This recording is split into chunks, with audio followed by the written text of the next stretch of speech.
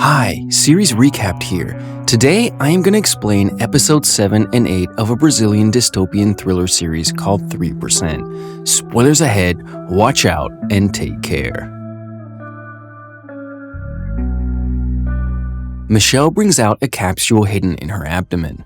A flashback shows that it was given to her by the cause's leader. The capsule contains poison which she is supposed to take if she ever gets caught. That way, she won't be able to tell the agents more about the organization. After getting it out, Michelle goes to the party held to welcome the 3%. The ones who passed the last test have passed the overall process. Now, all they have to do is go through a procedure called purification. The participants celebrate the long-awaited win except for Michelle, who is anxious. Having found out the truth that she is with the cause, Fernando tries to talk to her, but Michelle is too focused on her mission to give him attention. She goes to Ezekiel and thanks him for conducting the process gracefully. With an excuse to hug him, she puts the poison in his drink without anyone noticing. Ezekiel thinks it's strange but doesn't think much of the interaction. As Michelle patiently waits for him to drink it, she notices that an agent named Caesar accidentally exchanges his drink with Ezekiel. Because of the poison, Caesar falls to the ground and struggles before dying. He is immediately rushed to the medical center where the doctor finds out that he was poisoned. They soon discover that the poison came from the city, which means one of the chosen 3% is a mole from the cause.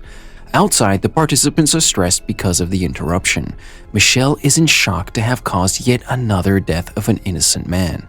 Raphael surprises her even more by claiming that he saw what she did. He promises to not tell anyone, but asks her to be more careful next time. He also reveals that Fernando knows about them working for the cause. Raphael had to tell him to pass the test, but Michelle is not happy about the revelation at all. She goes to talk to Fernando, who claims that he doesn't care about her involvement with the cause. In the short time that they have known each other, he has fallen in love with her and would give up offshore to be with her in the slums. Michelle tries to make him understand that he doesn't know what he is getting into by helping her. Still, Fernando doesn't care. Suddenly, an alarm starts to ring, calling the candidates to gather in the hall. The agents are about to interview every participant individually to find out who is the murderer. Michelle panics because she still has the capsule that had the poison in it. She hands it to Raphael, asking him to get rid of it. Although he doesn't want to get involved, he has to help her for him to not get caught. All of a sudden, two guards with guns walk down the hall. Raphael panics and throws the capsule down the balcony. They call a random guy inside for the interview while the others wait for their turn. The council goes into a frenzy because of the death. They start to question Ezekiel's skills as the leader of the process and consider firing him if the culprit isn't caught. During Raphael's interview, he confidently denies having to do anything with the poison. His answers are authentic enough for Ezekiel to cross him out from the list of suspects. The same goes for Joanna. Since Ezekiel knows everything about her after the last test, he is sure she is not the culprit. But when it's Fernando's turn, he gets nervous. His answers are shaky and vague, which is enough for Ezekiel to make him a suspect. Still, he lets Fernando go for the time being.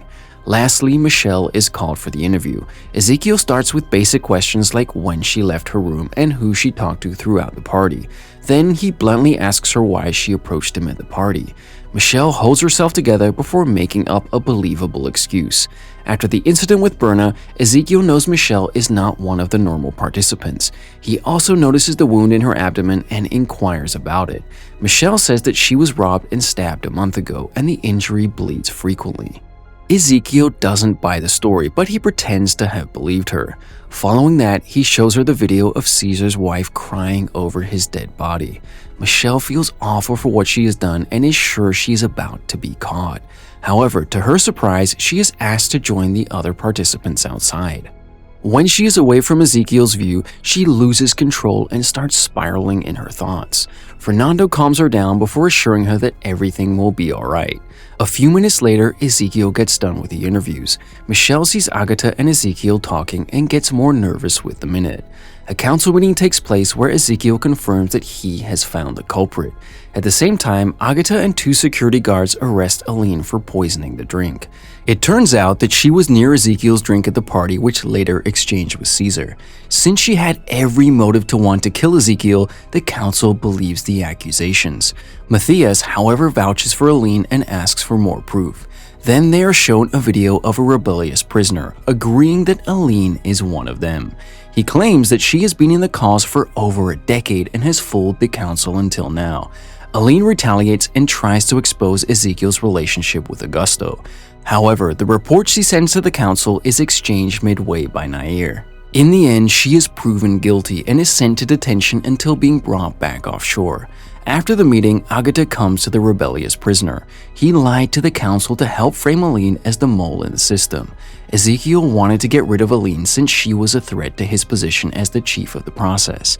Hence, he used Caesar's accidental death to portray her as a betrayer. The participants are relieved that none of them got into any trouble. However, Michelle doesn't feel accomplished. She is unsettled by how she was let off the hook, even though it was obvious that she poisoned the drink. She walks into her room for the night and is met with a surprise. Ezekiel is waiting for her with the capsule. His demeanor says he knows everything about her. The following morning, Fernando knocks on her door to wake her up. Ezekiel informs him that she is not in the room because she has been eliminated. Fernando freaks out, insisting that it must be a mistake because she passed the last test. He doesn't want to be offshore without Michelle and is ready to return to the slums for her.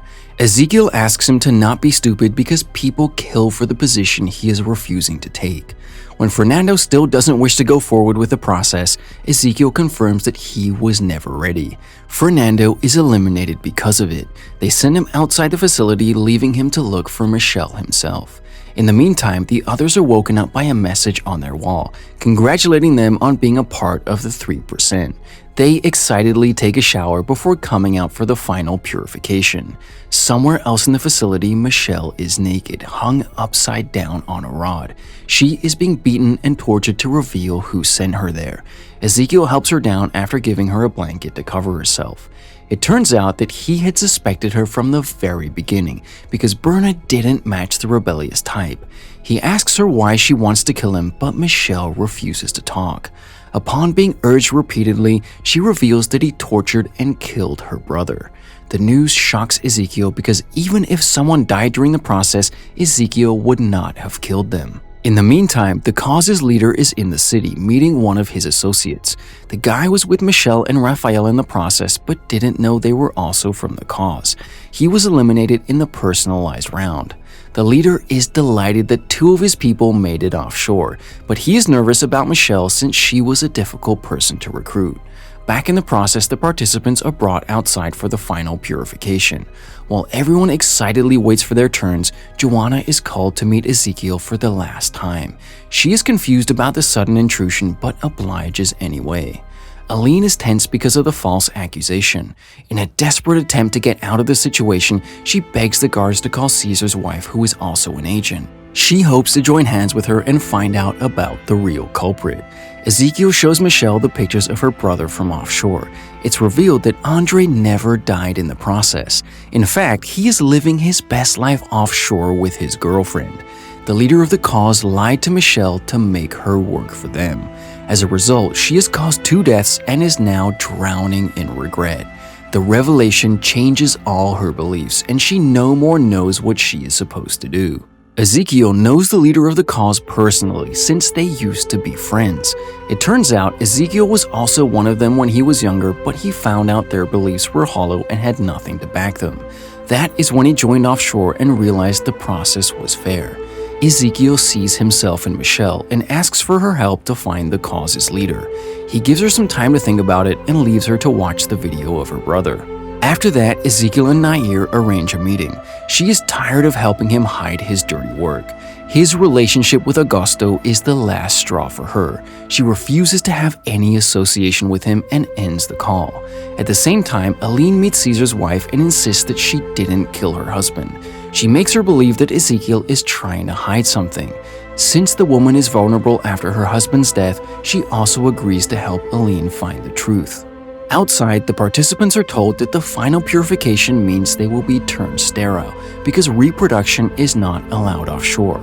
Most of the participants do not care about the rule, but Raphael is shocked. His only reason to join the cause was to make a better life for his children. While the others get their shots one after another, he contemplates quitting this far in the game. In the end, he decides to go forward with the plan and reluctantly gets the shot. In the city, the cause's leader is caught after Michelle agreed to help Ezekiel. She wants to punish the man who used her to fulfill his dreams. Now Ezekiel is free to do anything he wants with her. When anyone else would have killed her for murdering an agent, Ezekiel says that she doesn't deserve to die. Since she was manipulated, the deaths were the leader's fault. Hence, he gives her the purification shot and allows her to join the others offshore. Lastly, only Joanna is left to be purified. Ezekiel brings her aside and makes her get ready for a final test. She will have to press a button and kill the gangster whose son she accidentally killed. Joanna contemplates doing it but stops at the last second because she is not a killer. When Ezekiel calls her weak, she retaliates, calling him a coward for thinking he can change everyone's mind. The comment hits home to Ezekiel because Julia has told him the same thing before her death. Joanna refuses to go offshore and storms off outside. She meets Fernando at the entrance, still waiting for Michelle. Joanna tells him that Michelle is not returning and pushes him back into the city. In the last scene, the selected 3%, including Michelle and Raphael, make their way offshore in a submarine. Meanwhile, Joanna and Fernando return to the city and go to the cause's base. After seeing how unfair and immoral the process is, Joanna is determined to join the cause. Subscribe for more videos like this, turn on the notification, and leave a like to help the channel out. Thanks for watching.